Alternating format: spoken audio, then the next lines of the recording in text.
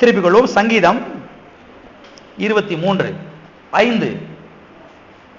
என் சத்துருக்களுக்கு முன்பாக நீர் எனக்கு ஒரு பந்தியை ஆயத்தப்படுத்தி என் தலையை எண்ணெயால் அபிஷேகம் பண்ணுகிறீர்.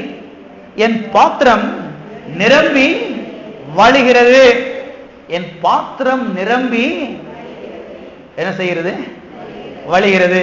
இது நிரம்புமா நிரம்பாதா? ஆண்டவரை எப்ப நிரப்புவீர் அப்படின்னு கெஞ்சிக்கிட்டு இருக்கல, நிரம்ப மாட்டேங்குது. கண்ணோக்கி பாருங்க ஆண்டவரே, கண்ணோக்கி பார்க்க மாட்டீரா? ஏன் அப்படி உட்கார்ந்து இருக்கிறீரு? அப்படிதான் கேட்கல. என் பாத்திரம் நிரம்பி வழிகிறது என்று சொல்லுகிறான். சரி, ஏன் நிரம்பி வழிகிறது? என் பாத்திரம் நிரம்பி வழிகிறது இங்கே சங்கீதக்காரனாய் தாவீது சொல்லுகிறானே. ஏன் நிரம்பி வழிகிறது? ஏன் நிரம்பி வழியுதுன்னா, அவர் நிரம்பி வழியும்படியா ஊத்திக்கிட்டு இருக்கிறாரு. நம்ம அப்பா யாருன்னு புரிஞ்சுக்குங்க. ஏன் இந்த பாத்திரம் நிரம்பி வழியுதுன்னா, நிரம்பி வழிஞ்சு ஓடுதுன்னா, நம்முடைய அப்பா ஊத்திக்கிட்டே இருக்கிறாரு. ஊத்துறது நிறுத்த மாட்டேங்கிறாரு. ஊத்துறத அவர் நிறுத்த மாட்டேங்கிறாரு. தாவீது சொல்றான், ஆண்டவரே நிறைஞ்சிருச்சு நிறைஞ்சிருச்சு. எனக்கு தெரியும் தம்பி, எனக்கு தெரியும். உனக்கு தெரிஞ்சதை விட எனக்கு நல்லா தெரியும். நீ என்ன நினைக்கிறேனா, என் பாத்திரம் நிறைஞ்சா போதும் நினைக்கிற. நான் என்ன நினைக்கிறேனா, நிறைஞ்சு வழியணும்னு நினைக்கிறேன். பாருங்க, கர்த்தருடைய சுபாவத்தை புரிந்து கொள்ளுங்கள். அதான் நீங்க கவனிக்கணும். நம்ம என்ன நினைக்கிறோம்? பொதுவா,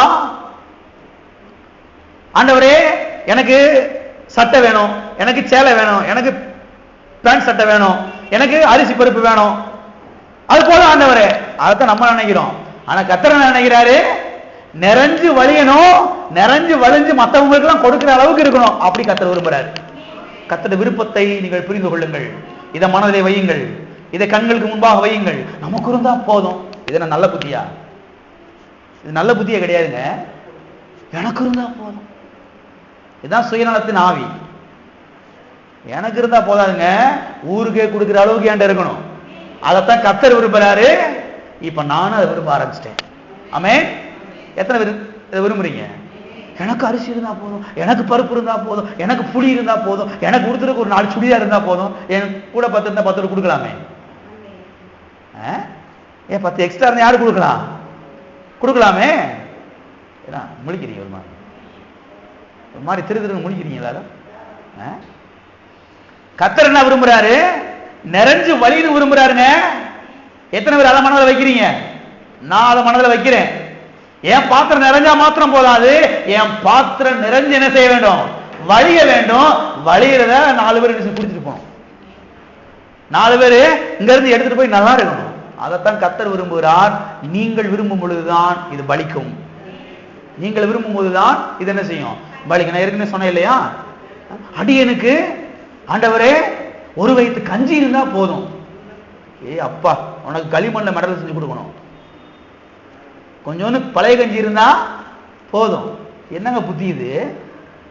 என்ன புத்தி இது? என்ன ஆவி? நிறைய இருக்கணுங்க. என்கிட்ட நிறைய இருந்தா நான் கர்த்தருடைய ஊழியத்துக்கு கொடுக்கலாம், ஏழைகளுக்கு கொடுக்கலாம், சுவிசேஷம் அறிவிக்கப்படுவதற்கு கொடுக்கலாம். அதைத்தான் கர்த்தர் விரும்புறாரு. அநேக கிறிஸ்தவருடைய புத்தி எவ்வளவு லோவா இருக்குது பாருங்க, எவ்வளவு கீழ்த்தரமா இருக்குது பாருங்க. எனக்கு அடியனுக்கு உடுத்துறதுக்கு 2 ட்ரெஸ் இருந்தா போதும், கொஞ்சோன்னு ஒரு கைய காலத்துல ஒரு கஞ்சி இருந்தா எனக்கு போதும், தொட்டுக்கிறதுக்கு ஒரு ஊறுகாய் மட்டை, கொஞ்சோன்னு ரசம். பாருங்க, எண்ணங்கள் மாற வேண்டும். அதுதான் சபைக்கு வர்றோம். சபைக்கு எதுக்கு வர்றோம்? எண்ணங்களை மாற்ற வேண்டும். இந்த தேவனுடைய வார்த்தை உங்களுடைய எண்ணங்களை மாற்றுகிறது, உங்களுடைய எண்ணங்களை உயர்த்துகிறது. எனவே தேவனுடைய பிள்ளைகள் பாருங்க, என் பாத்திரம் நிறைஞ்சா போதும் நினைக்க கூடாது. என் பாத்திரம் என்ன செய்யணும்? நிறைஞ்சு வழின்னு நினைக்கணும். ஆமென். எத்தனை விரும்புறீங்க? ஏதாவது கரங்களுக்கு சொல்லுங்க. என்னுடைய பாத்திரம் நிரம்பினால் போதாது, என்னுடைய பாத்திரம் நிரம்பி வழிய வேண்டும். ஆமென். வீட்டுக்கு போகும்போது சொல்லிக்கிட்டே போங்க, என் பாத்திரம் நிரம்பி வழியணும் ஆண்டவரே, என் பாத்திரம் நிரம்பி வழியணும். நிறைஞ்சா மாத்திரம் போதாது, அந்த நிறைஞ்ச அந்த எட்ஜுக்கு வந்தா போய் ஆண்டவர் இல்ல இல்ல இல்ல இல்ல, நிறைஞ்சு என்ன செய்யணும்? வழியணும் ஆண்டவரே. பாருங்க, எண்ணங்களை தளர்த்தி விட வேண்டும், எண்ணங்களை விசாலமாக்கி விட வேண்டும். எண்ணங்கள் விசாலமாகும் பொழுதுதான் வாழ்க்கை விசாலமாகும். எண்ணங்கள் குறிய எண்ணங்களா இருக்கும் பொழுது தேவனை நினைத்தாலும் உங்களை மேல தூக்க முடியாது. நீங்க ரட்சிக்கப்பட்டிருக்கலாம், நீங்க ஞானஸ்தானம் பெற்றிருக்கலாம், நீங்க அபிஷேகம் பெற்றிருக்கலாம், பெரிய பைபிள் வச்சிருக்கலாம், என்ன வேணா பண்ணலாம். எண்ணங்கள் விசாலமாகவில்லை என்றால் தேவனை நினைத்தாலும் உங்களை மேலே தூக்க முடியாது. திட்டமாய் தெரிந்து கொள்ளுங்கள். அநேக கிறிஸ்தவ விசுவாசிகள் ஏமாஸ்த இருந்த இடத்துல இருக்கிறாங்க, எண்ணங்கள் உயரவில்லை. 20 வருஷம் சபைக்கு போயிட்டு இருக்காங்களே, எங்கள் பக்கத்து வீட்டுல பாவம் சாப்பாட்டுக்கு கூட வழி இல்லாம உட்கார்ந்து இருக்கிறாங்களே. புரிந்து கொள்ளுங்கள், அநேக கிறிஸ்தவ விசுவாசிகள் இந்த இடத்துல இருக்கிறாங்க, எண்ணங்கள் உயரவில்லை, எண்ணங்கள் விசாலமாகவில்லை. அப்படி அவங்க சபையில சொல்லிக் கொடுக்கறது கிடையாது. அதனாலதான் நல்ல சபைக்கு போகணும்னு சொல்றது. எனக்கு கஞ்சி போதும், எனக்கு ஊறுகாய் போதும், எனக்கு ரசம் போதும், அடி எனக்கு 2 கட்டல் தான் போதும், ஒன்னு உங்க கொடியில தொங்கிக்கிட்டு இருக்குது, ஒன்னு உடம்புல தொங்கிக்கிட்டு இருக்குது. உன்னை வச்சு கத்தற என்ன செய்ய முடியும்? நான் கேட்கிறேன், உன்னை வச்சு கத்தறால என்ன செய்ய முடியும்? ஒன்னும் செய்ய முடியாது. செத்தா பர்வத்துக்கு வந்து சேருவ போ, அவ்வளவுதான். இந்த பூமியில உன்னை வச்சு கத்தற என்ன பண்ண முடியும்? உன்கிட்ட நிறைய இருந்தா எவ்வளவு காரியத்தை செய்யலாம் கத்தருக்காக. எத்தனைக்கு புரிகிறது?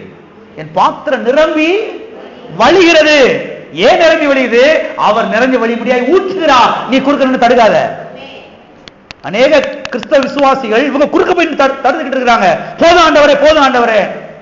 கர்த்தரவே கையை பிடிச்சி தட்டி விட்டுறது. ஊத்தாதீங்க ஆண்டவரே, போதும் ஆண்டவரே சொல்லி கர்த்தர் சொல்றாரு, தட்டாத.